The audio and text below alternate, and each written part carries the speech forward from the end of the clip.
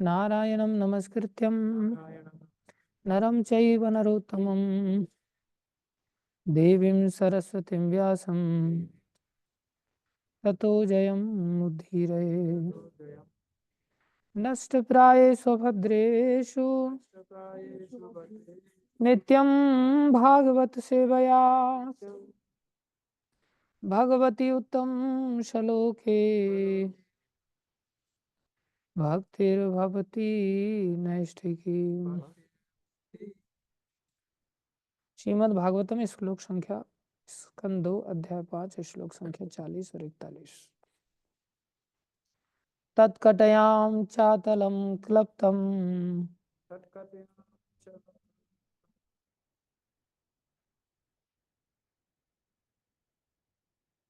उरुभ्यां वितलं विभो जानुभ्यां सुतलं शुद्धं जङ्घाभ्यां तु तलातलं महातलं तु गुल्फाभ्यां प्रपदाभ्यां रसातलं पातालं पादतलम् इति लोकमय पुमान्। तत्कट्या चातलं क्लप्तम् उरुभ्यां वितलं विभो जानुभ्यां सुतलं शुद्धं जङ्घाभ्यां तु तलातलं महातलं तु गुल्फाभ्यां प्रपदाभ्यां रसातलं पातालं पादतलत इति लोकमय पुमान्। तत्कट्या चातलं क्लप्तम् उरुभ्यां वितलं विभो जानुभ्यां सुतलं शुद्धं जङ्घाभ्यां तु तलातलं महातलं तु गुल्फाभ्यां प्रपदाभ्यां रसातलं पातालं पादतलत इति लोकमय पुमान्। शब्दार्थतः उनकी कट्याम कमर में च भी अतलम पृथ्वी के नीचे का प्रथम लोक क्लर्प्तम स्थित उरुभ्याम जांघों में वितलम नीचे का द्वितीय लोक विभो भगवान का जानुभ्याम घुटनों में सुतलम नीचे का तृतीय लोक शुद्धम शुद्ध जंगाभ्याम जोड़ों में तो लेकिन तलातलम नीचे का चौथा लोक महातलम नीचे का पांचवा लोक तो लेकिन गुल्फाभ्याम टखने या पिंडलियों में प्रपदाभ्याम पांवों के ऊपरी या सामने के भाग पर रसातलम नीचे का छठा लोक पातालम नीचे का सातवां लोक पाद तलतः पांवों के तलुओं में इति इस प्रकार लोकमय लोकों से पूर्ण पुमान भगवान। अनुवाद हे पुत्र नारद तुम मुझसे जान लो कि कुल 14 लोकों में से 7 निम्न ग्रह मंडल अधोलोक हैं। इनमें से पहला लोक अतल है जो कटी में स्थित है। दूसरा लोक वितल जांघों में स्थित है। तीसरा लोक सुतल घुटनों में। चौथा लोक तलातल पिंडलियों में। पांचवा लोक महातल टखनों में। छठा लोक रसातल जो पांवों के ऊपरी भाग में स्थित है तथा सातवां लोक पाताल लोक है जो तलवों में स्थित है।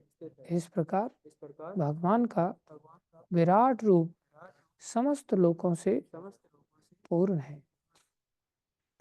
ओम अज्ञानं तिमिरन्धस्य ज्ञानञ्जनशलाकया चक्षुरुन्मीलितं येन तस्मै श्री गुरुवे नमः।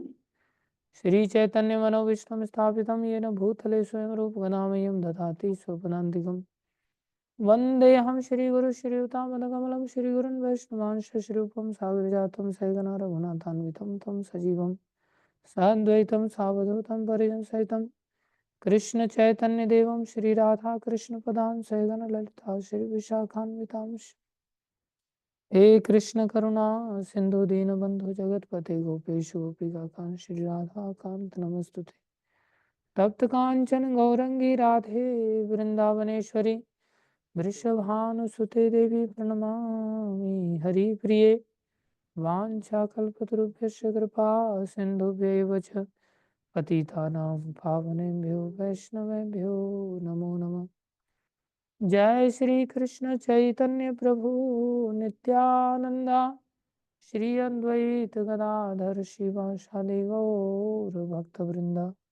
हरे कृष्ण कृष्ण कृष्ण हरे हरे हरे राम राम राम हरे हरे।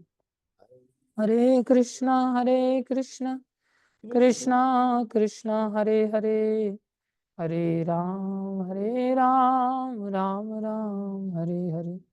हरे कृष्ण कृष्ण कृष्ण हरे हरे हरे राम राम राम हरे हरे। गुरुवे गौरचंद्राय राधिकाय तदालय कृष्णाय कृष्ण भक्ताय तद्भक्ताय नमो नमः।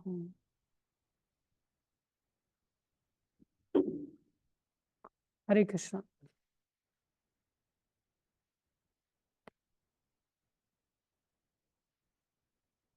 सभी का हार्दिक अभिनंदन है, स्वागत है, स्वागतम सुस्वागतम। अच्छी तरह से स्वागत है, ठीक से बैठा है इसमें।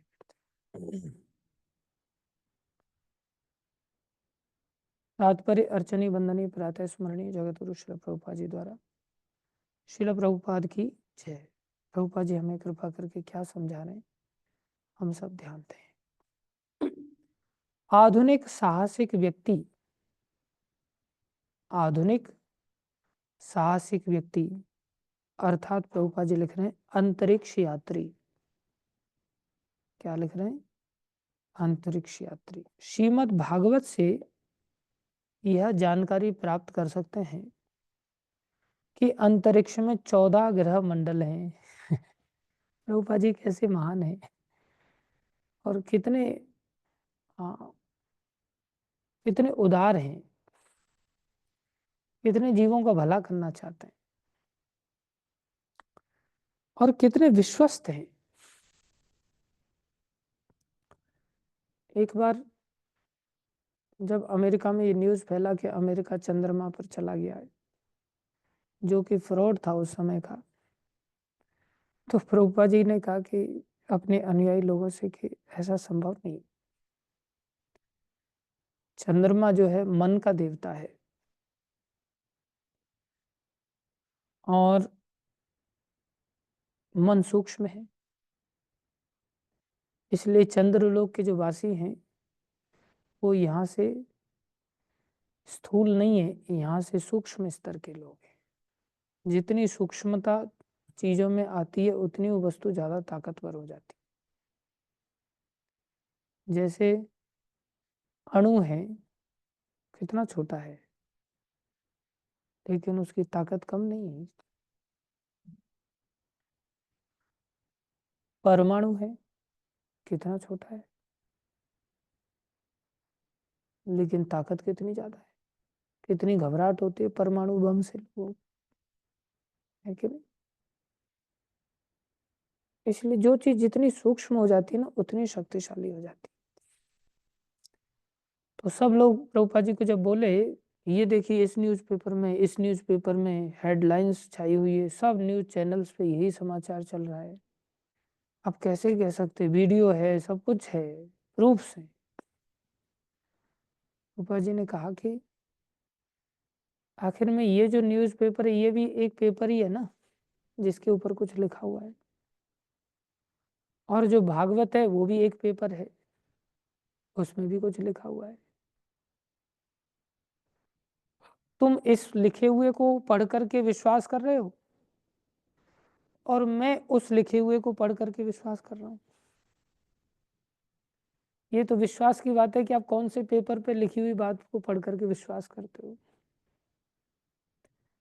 लेकिन इतिहास गवाह है, तुम्हारा ये जो न्यूज़पेपर की बातें हैं, ये इतनी ज़्यादा प्रामाणिक होती तो ये न्यूज़पेपर दूसरे दिन कचरे के डब्बे में नहीं जाता। और हमारी जो भागवत है, भगवत गीता है, रामायण है, महाभारत है, वो अनादि काल से लोग उसको माथे से लगाते, कभी कचरे के डब्बे में जाता है। क्यों? क्योंकि ये ज्ञान शाश्वत है।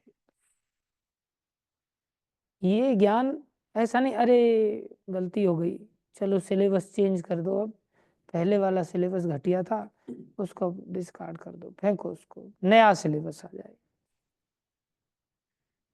और फिर उसमें बच्चे लोग, अरे विद्या है, इसको माथे से लगाओ। स्कूलों में लोग मोर पंख वगैरह अंदर, तोते का पंख वगैरह अंदर डाल देते थे ना, नीलकंठ का पंख वगैरह डाल देते थे, विद्या विद्या। और वही विद्या कचरे में, अब सिलेबस खत्म हो गया है, नया सिलेबस आ गया है, अब ये किताबें किसी काम की नहीं रही। सारा खेल विश्वास का है।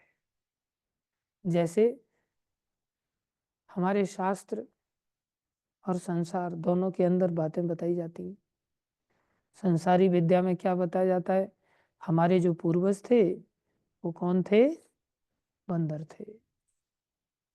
हमारे पूर्वज थे, बंदर थे। और शास्त्र क्या कह रहा है,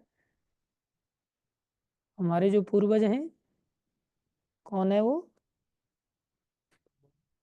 भगवान। अहम बीज प्रदापिता, भगवान ने घोषणा किया गीता में, मेरी सृष्टि है। चतुर्विधा नहीं, चतुर्वर्ण्यम मया सृष्टम, मेरी सृष्टि है। और कहाँ से आ रही है, बोले पहले भगवान श्री कृष्ण, उनसे फिर विष्णु, महाविष्णु, फिर आगे चल करके ब्रह्मा आदि, और फिर मनु महाराज, और फिर मनु महाराज से फिर आगे मनु की जो संतान है वो मनुष्य कहलाई। क्या कहलाई?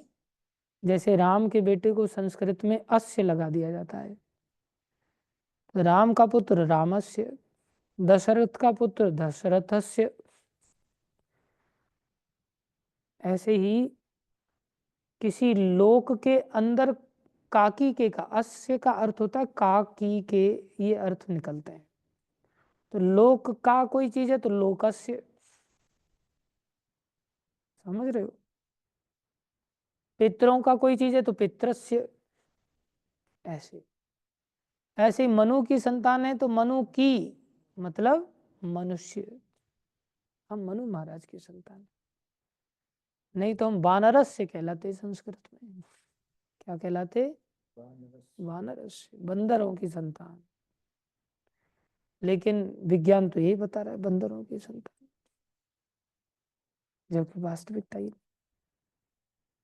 हाँ, सृष्टि का नाश कई बार इतना तीव्र हो जाता है कि प्राय संस्कृतियां नष्ट हो जाती, प्राय संस्कृतियां नष्ट हो जाती। जैसे महाभारत का युद्ध हुआ, इतना भीषण युद्ध हुआ, इतना भयानक युद्ध हुआ कि सारी वैदिक संस्कृति ही प्राय लुप्त हो गई। जिस बात की चिंता की थी अर्जुन ने कि प्रभु लोक धर्म नष्ट हो जाएंगे, आप युद्ध में मेरे को घोर युद्ध में लगा तो रहे हैं, सारे लोगों के धर्म नष्ट हो जाएंगे, संस्कृतियां नष्ट हो जाएंगी, लौकिक धर्मों का ह्रास हो जाएगा, स्त्रियां भटक जाएंगी, बच्चे अनाथ हो जाएंगे, समाज बहुत बड़े गड्ढे में चला जाएगा।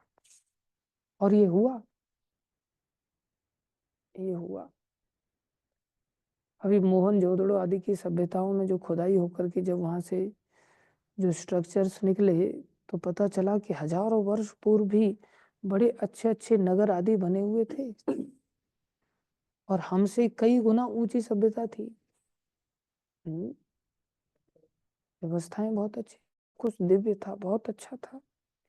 महाभारत काल में भी ऐसी ऐसी दिव्य विद्याएं थीं, आयुर्वेद आदि का भी विद्याएं इतनी सशक्त थी, इतनी दिव्य थी कि आपका हाथ कट के हाथ में आ गया है, तुरंत जोड़ करके और तुरंत चमड़ी आ जाती थी। ऐसी ऐसी विद्याएं थी। सहदेव आदि इन सब विद्याओं को जानते थे। महाभारत काल का जब भयानक युद्ध हुआ तो सब विद्याएं लुप्त हो गई। जो अस्त्र विद्या थी वो तो खत्म ही हो गई, जो मंत्रों से तीर चला करते थे, जो अर्जुन के पास विद्या थी, जिन्होंने मंत्रों से युद्ध किया था, मंत्र शक्ति से। हालांकि उन्होंने उस समय में युद्ध नहीं किया था महाभारत काल में। महाभारत काल में तो उन्होंने साधारण अस्त्रों से युद्ध किया था। इतने उदार थे कि सामने वाला जिस स्तर का योद्धा है ना, उसी स्तर पर वो तीर चलाते थे। ये नहीं कि मेरे पास दिव्यास्त्र हैं तो मैं दिव्यास्त्रों का उपयोग कर लूं। महाभारत में दिव्यास्त्रों का तो उपयोग ही नहीं हुआ। ऐसे ऐसे दिव्यास्त्र थे द्रोणाचार्य के पास कि देवता बोले सामना नहीं कर सकते मेरा, कोई देवता मेरा मृत्यु नहीं कर सकता। ऐसा द्रोणाचार्य ने स्पष्ट कह दिया था महाराज युधिष्ठिर को।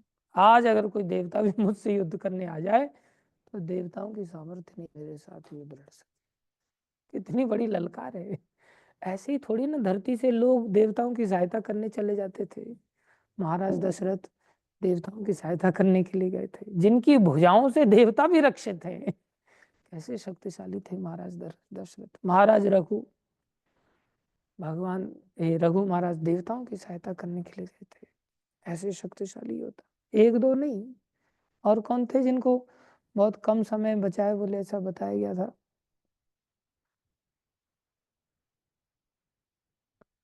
आपके पास मात्र खटवांग महाराज, वो लोग ध्यान ही नहीं रखते। खटवांग महाराज बोले आपके पास यहाँ से जाने के बाद मात्र 2 घड़ी का मुहूर्त बचा है आपके पास, ज्यादा 2 मुहूर्त बचा है। वो देवताओं की सहायता करने के लिए गए थे।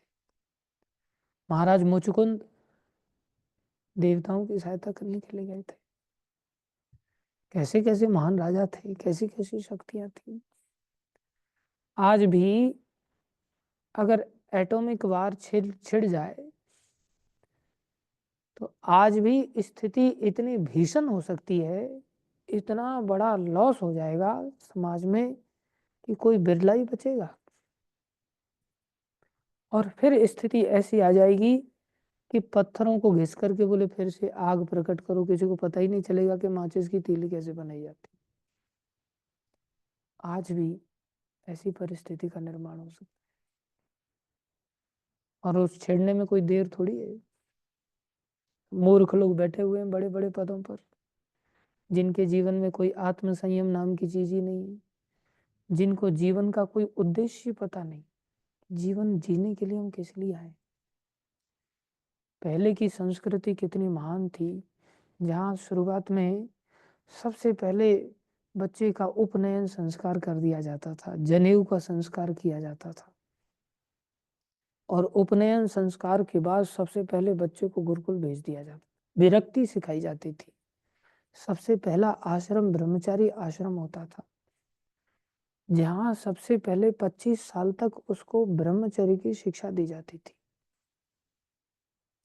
वहाँ गुरुकुल में विद्याएं सिखाई जाती थी। गुरुकुल शहरों में नहीं होते थे, घरों में नहीं होते थे, गुरुकुल जंगल में होते थे, नदी किनारे होते थे, घने जंगलों में होते थे, पहाड़ों पर होते थे। वहाँ गुरुकुल हुआ करते थे, और वहाँ उसे 25 साल की विरक्ति का अभ्यास कराया जाता था कि वैराग्य क्या चीज होती है। सबसे पहले बोले वैराग्य सीखो। माताओं से बिल्कुल अलग शिक्षा दी जाती थी।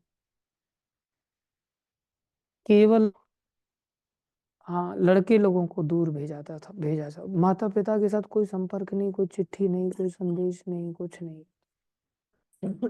महाराज दशरथ को फटकार लगा करके वापस भेज दिया था। किसने? वाल्मीकि ऋषि ने।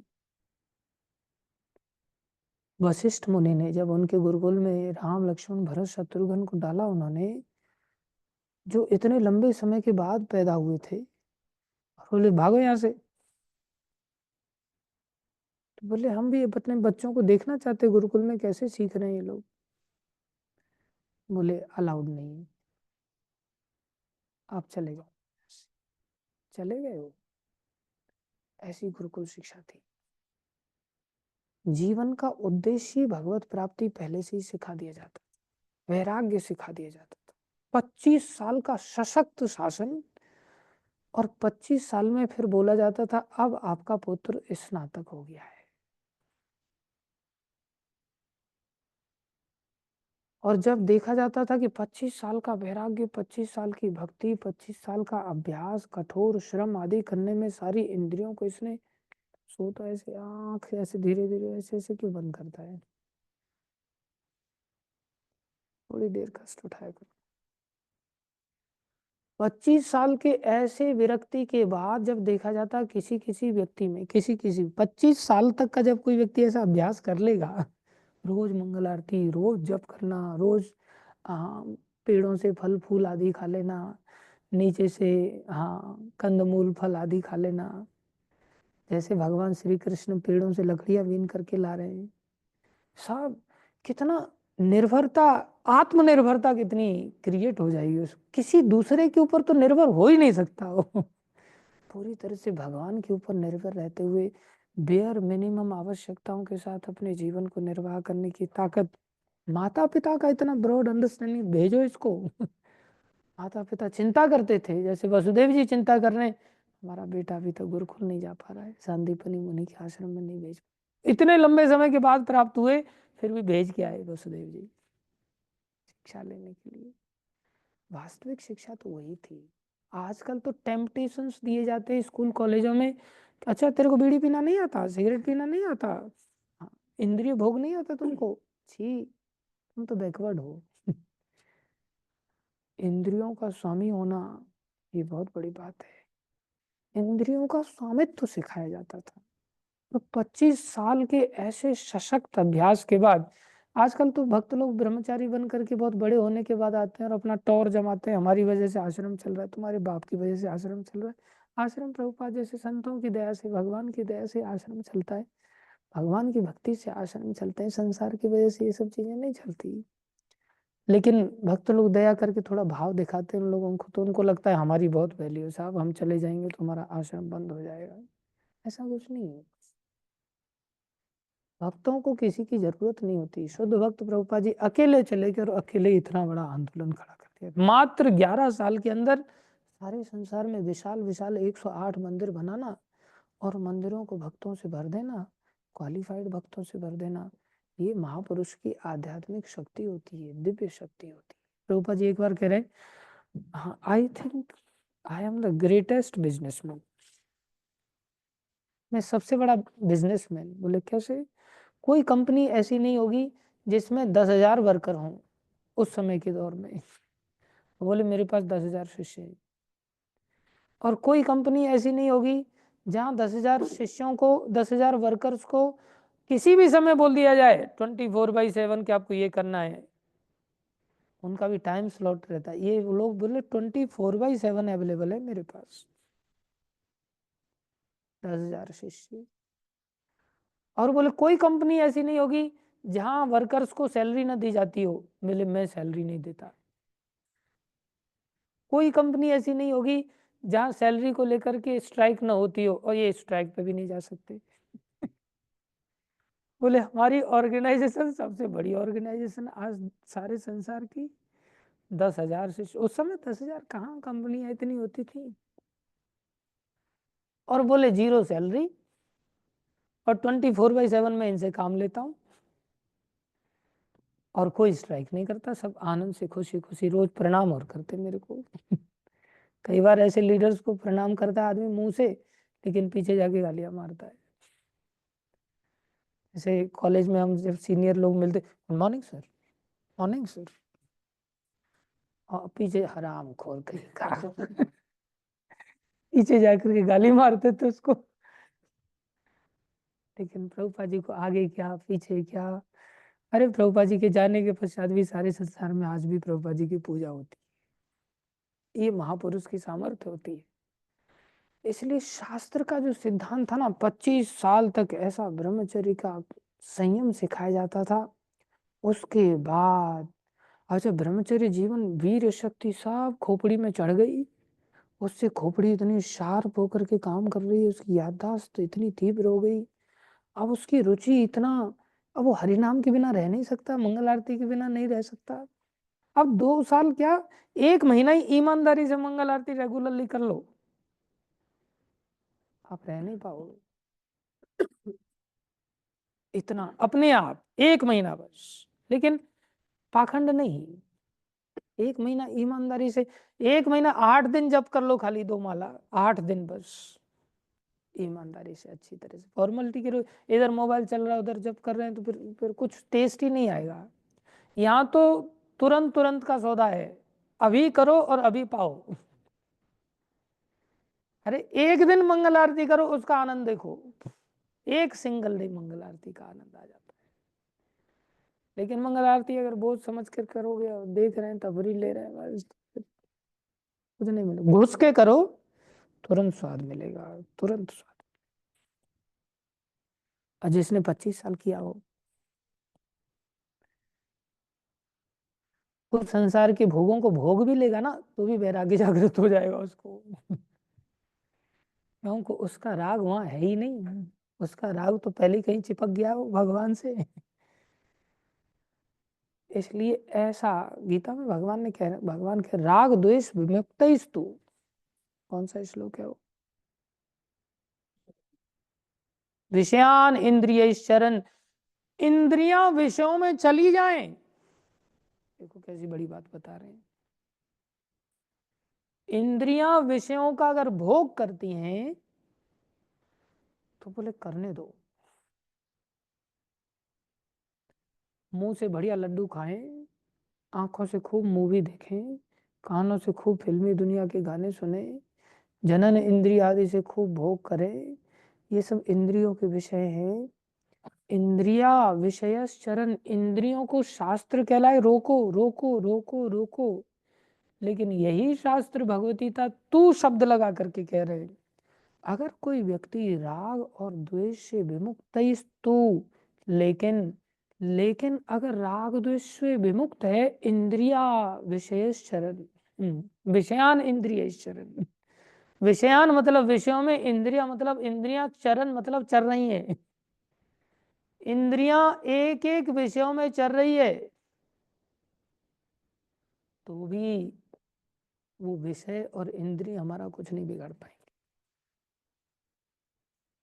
ऐसी थोड़ी महापुरुष लड्डू खाते और हम लड्डू खाते हैं।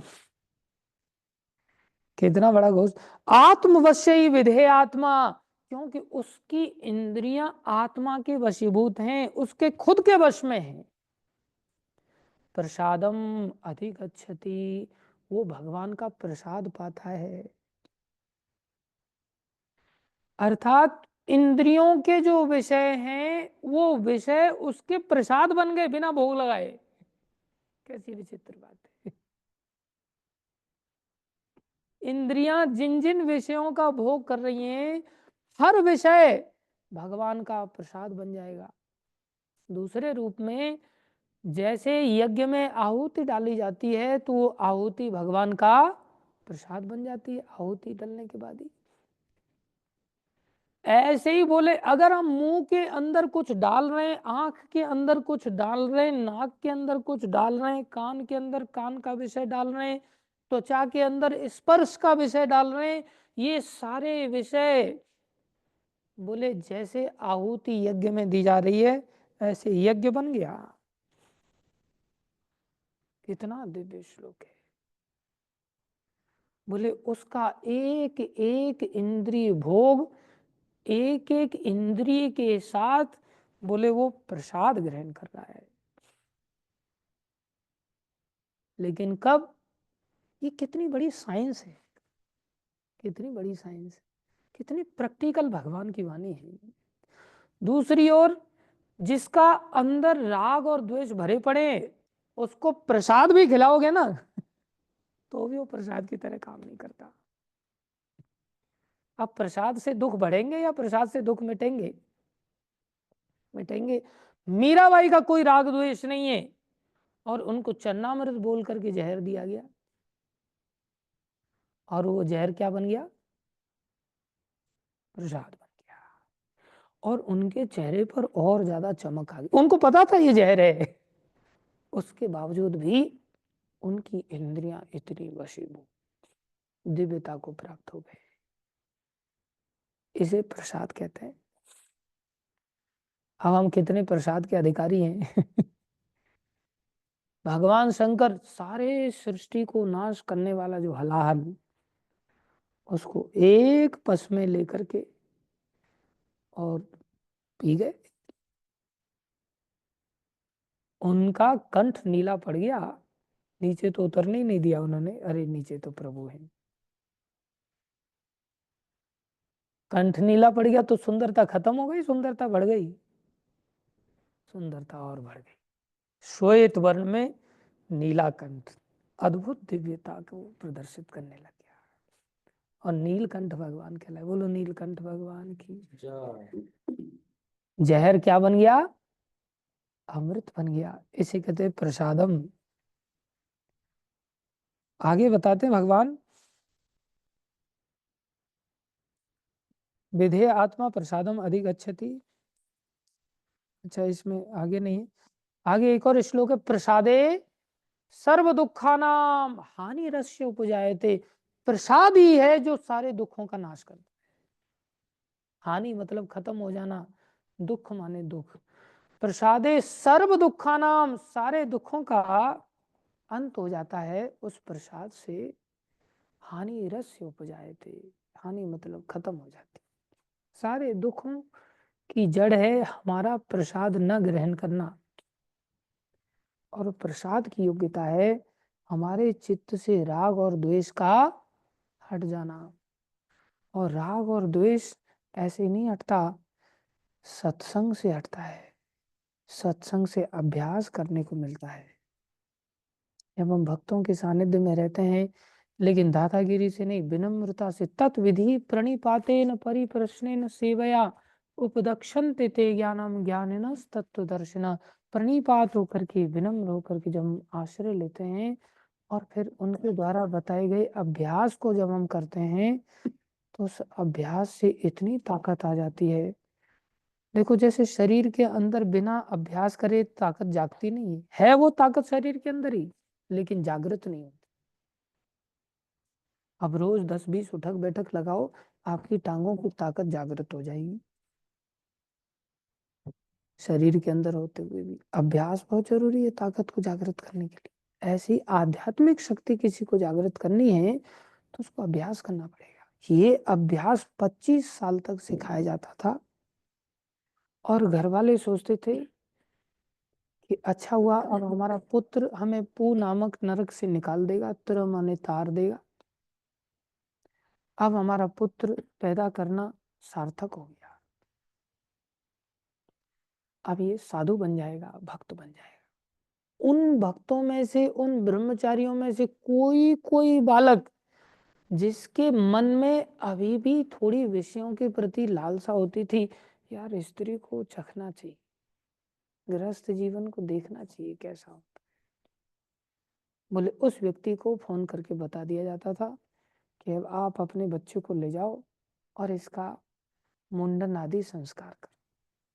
क्योंकि दाढ़ी फाड़ी सब बढ़ जाती थी, वहाँ बाल बाल जटा जूट हो जाते थे, सारी सुंदरता एकदम से कुरूपता में बदल जाती। कुछ पाने के लिए ये सब चीजों का कुछ करना पड़ता है, संघर्ष करना पड़ता है।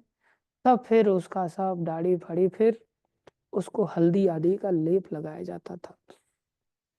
अब ये विवाह के योग्य हो गया, अब इसके शरीर को और अच्छी तरह से चमकाया जाए।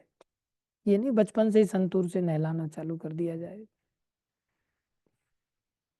अब संतूर से नहाए, आजकल तो ब्रह्मचारी ऑनलाइन मंगा लेते हैं साबुन की, ये साबुन से मेरे को नहाना है। आश्रम नहीं देता तो क्या हुआ, अपने पास कोई पैसे की कमी थोड़ी है।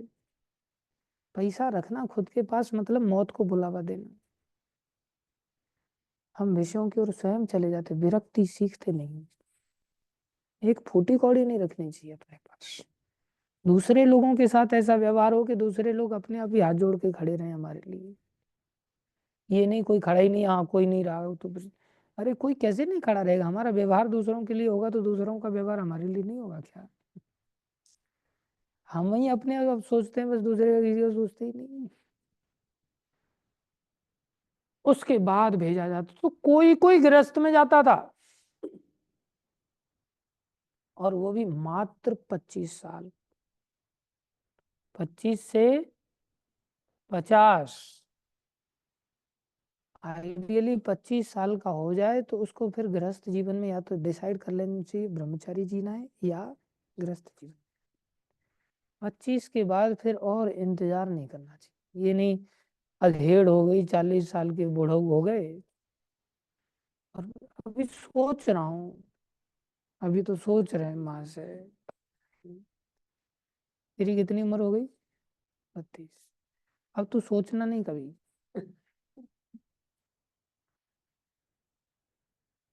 आजकल का कल्चर ही, आजकल तो लड़कियों की भी 28 30 40 उम्र हो जाती है, कोई परवाह नहीं करती। लोगों का समाज इतना नीचे गिर गया है ना, होश ही नहीं रहता। और एक लिव इन रिलेशनशिप का कंसेप्ट निकल गया है, जो और खतरनाक है। संतान ही नहीं चाहिए, बहुत खतरनाक है। हमारे शास्त्र फिर अपंग बच्चे पैदा होते हैं, लूले लंगड़े बच्चे पैदा होते हैं, रोगों से भरे हुए बच्चे पैदा होते हैं, बीज में ही वो सामर्थ्य नहीं। 25 साल की अवस्था में विवाह किसी भी हालत में निर्धारित रूप से कर लेना चाहिए, और 50 के बाद हाथ जोड़ देने चाहिए, भैया अब हमारा जाने का समय आ गया। बोले घर बार कौन देखेगा? बोले अब सब ठेका थोड़ी ले रखा है तुम्हारे जीवन भर का, अब तुम्हारा वजन तुम संभालो, अब तुम्हारे हवाले बता घर साथियों। 25 साल के लिए मात्र अनुमति दी जाती थी, और ऐसा जो अनुभवी होता था ना, उसके 25 साल भी निकलना बहुत मुश्किल हो जाते थे, क्योंकि उसका अभ्यास तो दूसरा है। और छटपटाता था। आजकल तो धक्का मार के भी रस्सी से बांध करके भी खींचो तो गर्दन टूट जाएगी, रस्सी से ऊपर ऊपर के, लेकिन छोड़ेगा नहीं घर को। और घर वाले निकाल निकाल के उसे धक्के मार के बाहर निकालेंगे, अरे मेरे को तो घर से बाहर निकाल दिया लड़के लोगों ने। तुमने ऐसी औलाद क्यों पैदा की थी जो घर से बाहर निकाल दे? तुम घर पहले ही छोड़ दो भाई। घर से निकालने की औलाद को ऐसे नौबत ही नहीं आनी चाहिए। तड़प तड़प के मर रहे हैं, आसक्ति में मर रहे हैं, छोड़ना तो वैसे भी पड़ेगा। धृतराष्ट्र को ये बात समझ में आ गई, अंधे होकर के भी उन्होंने छोड़ दिया था, सारे पाप खत्म हो गए। 25 साल के लिए मात्र आसक्ति भोगों के लिए अवसर दिया, वो भी 25 साल जिसका अभ्यास हो गया सशक्त उसको। और 25 साल के बाद जब वो छोड़ देता था, नहीं छोड़ता था, तो उसका वन लग जाता है संख्या में भी, 51। 51 मतलब अब वन की ओर चल पड़ो भाई। 52। मूर्ख अब तू कहाँ रह रहा है संसार में, अब तो 52 हो गई। 53 54 55 56 57 58। 58 के बाद आ जाए तो 59।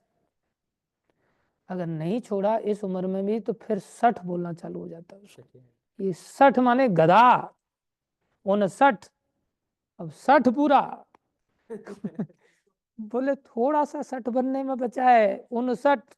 अब तो चला जा, अब सब से तेरे को 60 कहना चालू कर देंगे। और नहीं कहते लोग, सठिया गई इसकी बुद्धि, बेकार बुद्धि। 61 62 63 64, 65, 66। अब हर हर व्यक्ति 60 बोलेगा उसको। तो 60 है। 60 साठ्यम समाचरे। 60 के साथ बोले कैसे व्यवहार करना चाहिए। वो कहते हमारा लड़का पैर नहीं छूता। अरे मूर्ख, 60 के साथ धर्मोपदेश कहता है 60 साठ्यम समाचरित। 60 के साथ 60 जैसा ही व्यवहार करो। 60 साठ्यम सम आचरित। समान आचरण करो। किसके जैसा? 60 जैसा। क्योंकि उसकी बुद्धि सटिया गई है, उसका बुद्धि काम ही नहीं करती। वो गाली दे तो तुम यहाँ से पत्थर मारो उसको, देखा जाए तो।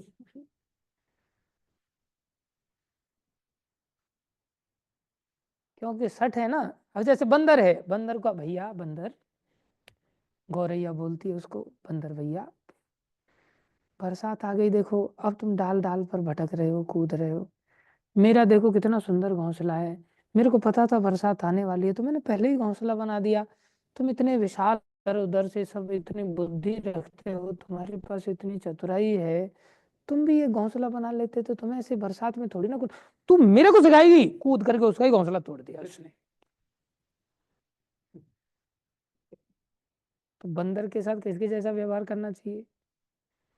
समझदारी की जैसे गौरैया व्यवहार कर रही, ऐसा मत करो। 60 साठ्यम समाचरित। उसको बंदर भैया कितने तपस्वी हो आप,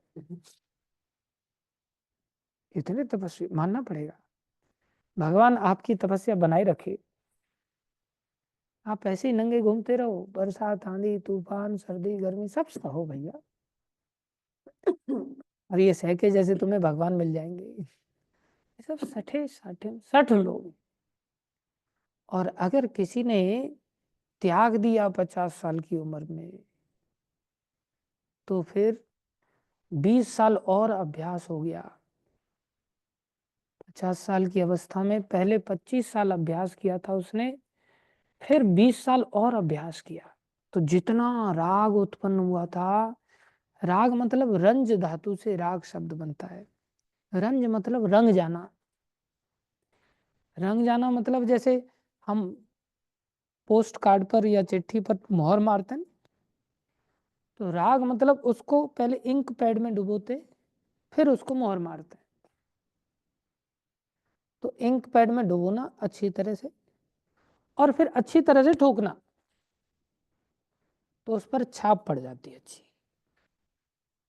अगर आपने ढीला ठोका, छाप नहीं पड़ी, या रंगा नहीं, तो छाप नहीं पड़ेगी। इसलिए ऐश्वर्य में अच्छी तरह से आप डूब गए, ऐश्वर्य खूब कमाया 25 साल की स्नातक अवस्था को प्राप्त करने के पश्चात, और उसमें डुबो डुबो करके आपने फिर भोग भोगा, तो उसकी छाप हृदय पे पड़ जाती, संस्कार पैदा हो जाते। वो संस्कार चित्त से जाते नहीं। पहले संस्कार पड़े थे 25 साल, अब फिर से संस्कार पड़ गए भोगों के, अब इनको 20 साल तक फिर से संस्कार डालने पड़ेंगे। और जब 20 साल संस्कार डल जाएंगे और बाई चांस अगर उस अवस्था तक पहुंच गया, तो बोले 70, मतलब अब तर जाएगा। अब इस तरने में कोई शंका नहीं। 71, 72, अब तर गया, बेड़ा पार हो गया इसका। मैक्सिमम लोग बोले जो अपने को देख लिया कि मैं इसमें तो बहुत आनंद में ऐसे ही जीवन जी सकता हूँ, उसको तुरंत संन्यास दे दिया जाता था, उसको गृहस्थ आश्रम में नहीं भेजा जाता था, को तुरंत संन्यास दे दिया जाता था। संन्यास लेकर के सारे संसार में प्रचार प्रसार आदि करके जीवों का उद्धार करता था। ये विधि होती थी। अब विचार करो आज की शिक्षा क्या बची।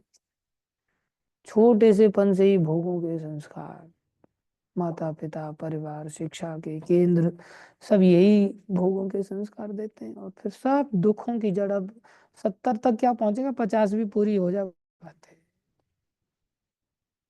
आयु ही दुखों से भर गए, सब जगह बहुत बुरा हाल। और जीवन में क्या प्रसाद बुद्धि रहेगी उसकी, राग द्वेष इतना चित्त में पहले से ही भर जाता है, क्योंकि घर गृहस्थी में ही पड़े रहते हैं बचपन से लेकर के।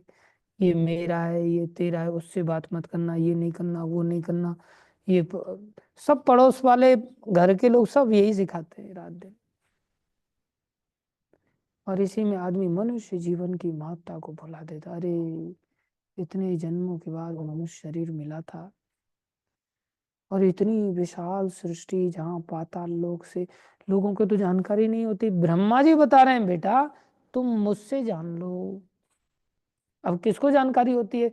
सब कहते हैं नीचे पाताल है साहब, बस फटाक से जैसे पाताल पे पहुंच गए, बीच में कोई है ही नहीं। ये शिक्षा भागवत से दी जाती थी। शिक्षा कहाँ से दी जाती थी? अब प्रभुपाद जी की उदारता देखो। प्रभुपाद जी कह रहे हैं अरे जो वैज्ञानिक हैं बोले उनको सीखना चाहिए यहां से। वैज्ञानिकों को भागवत से सीखना चाहिए कि भाई तुम ग्रह मंडल में नए नए, अरे आज ये ग्रह मिल गया, इसको नया नाम दे दिया, आज ये ग्रह मिल गया, कितनी बड़ी उपलब्धि हो। क्या टिंडे उपलब्धि हो गई? ये देखो ना यहाँ पहले से ही दिखा दिया गया, इससे सीख लो। 14 लोग होते हैं, क्या साइंटिस्ट बन रहे हो, और उसमें भी सीनियर साइंटिस्ट बन रहे हो। क्या बनो?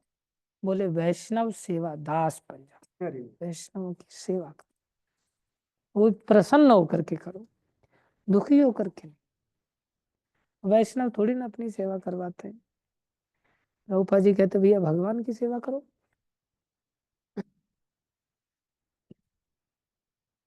इसलिए दोनों ओर डर नहीं होना चाहिए। वैष्णव में भी डर नहीं हो, मैं इसको बोलूं कि नहीं बोलूं रोज मंगल आरती आने के लिए,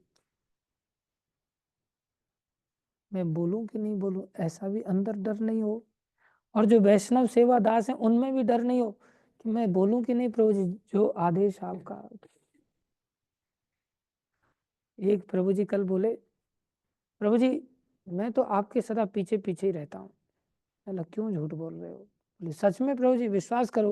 मतलब रोज मंगल आरती से मैं तुरंत पीछे देखता हूँ, और एक दिन नहीं दिखाई देते आप पीछे पीछे की बात कर रहे हो।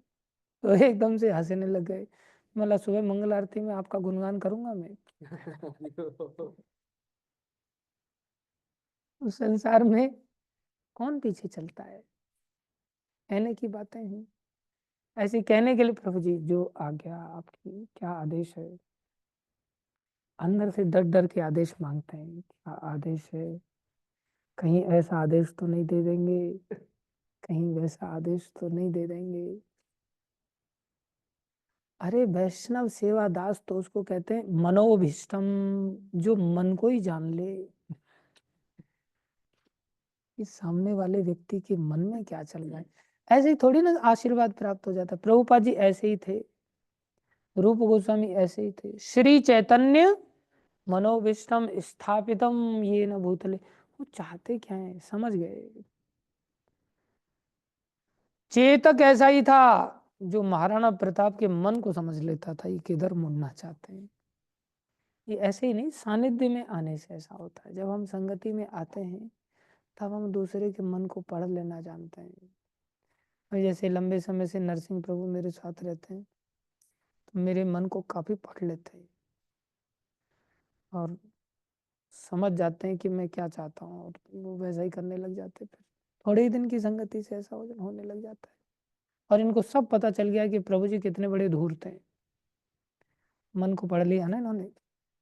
आप लोग तो दूर रहते तो आप लोग तो नहीं समझ पा रहे हैं मेरे को, लेकिन ये पूरी तरह से समझ गए कि प्रभु जी के अंदर काम क्रोध लोभ मोह मद मत्सर ईर्ष्या दम्भ कपट भरा पड़ा है, लेकिन इनके अंदर दया भी जागृत हो गई है। बोले ऐसे गिरे हुए जीव का अगर उद्धार हो जाए तो समाज में कितना बड़ा प्रचार का यश फैल जाए। जैसे नित्यानंद प्रभु ने सोचा था ना जगाई मदाई का, बोले इसका उद्धार कर दिया ना समाज में कितना बड़ा यश फैल जाएगा चैतन्य महाप्रभु का। तो नित्यानंद प्रभु ने सबसे पहले उन्हीं का उद्धार का निर्णय किया। ऐसे ही अपनी भक्ति से मेरा कल्याण करने के लिए तुले हुए हैं पूरी तरह से। भगवान इनको और शक्ति दें, कृपा करें, जिससे ये मेरे को अच्छी तरह से निकाल पाए इस दलदल से और हम लोगों का उद्धार हो जाए। धन्यवाद सभी भक्तों का धैर्य पूर्वक श्रवण करने के लिए। कुल मिलाकर के शिक्षा प्रणाली हमारी गुरुकुल वाली हमें फिर से लागू करनी है। उसके लिए हमें काम करना है, खुद का भी भला करना है, दूसरों का भी भला करना है, लेकिन ऐसा करना है old wine in a new बोतल, लोग इसको अच्छी तरह से ले पाए। धन्यवाद सभी भक्तों का धैर्यपूर्वक श्रवण करने के लिए। भागवत महापुराण की जय, श्रील प्रभुपाद की जय, श्री गुरु महाराज की जय, अनंत कोटि वैष्णव वृंद की जय, आप सब भक्तों की जय जयकार। हरे कृष्ण। जो ऑनलाइन सुनने वाले भक्त लोग हैं उन्होंने भी प्रभुपाद जी के इस मिशन में सहयोग करना है। सारे भक्त लोगों ने इस पद्धति को रिवाइव करके सारे संसार का उद्धार करने में निमित्त बनना है। प्रभुपाद जी यहाँ समझा ही रहे और हमें प्रभुपाद जी का आज्ञाकारी बनना है। आज एकादशी भी है, एकादशी की कथा अगर शाम की क्लास में सुनाएंगे। अभी समय हो गया, सब लोग जप कर सकते हैं। एकादशी का व्रत सब लोग ध्यान से करें और व्रत का ही ग्रहण करें, अच्छी आपको कृपा मिलेगी। और जप करने वाले सब लोग एकादशी के दिन थोड़ा ज्यादा जप करना, जप भी कर सकते हैं सब लोग। हरे कृष्ण। कैसे कोई बात नहीं, औषधि है, उसको लेके टेंशन नहीं।